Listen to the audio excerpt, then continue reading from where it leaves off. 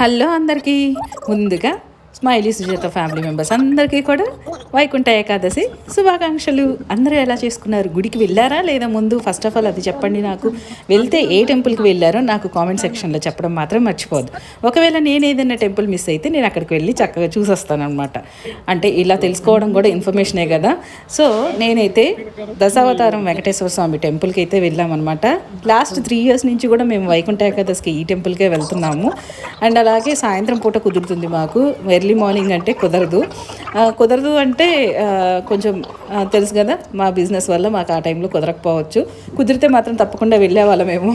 కానీ తప్పకుండా ఈ 3 సంవత్సరాల నుంచి కూడా ఇది 3వసారి అనమాట మేము దశావతారం వెంకటేశ్వర స్వామి టెంపుల్కి రావడం. మీరు ఎప్పుడైనా గుంటూరు నుంచి వస్తూ ఉంటే ఇటువైపు ఒకసారి వెళ్ళరండి, చాలా బాగుంటుంది టెంపుల్ అయితే.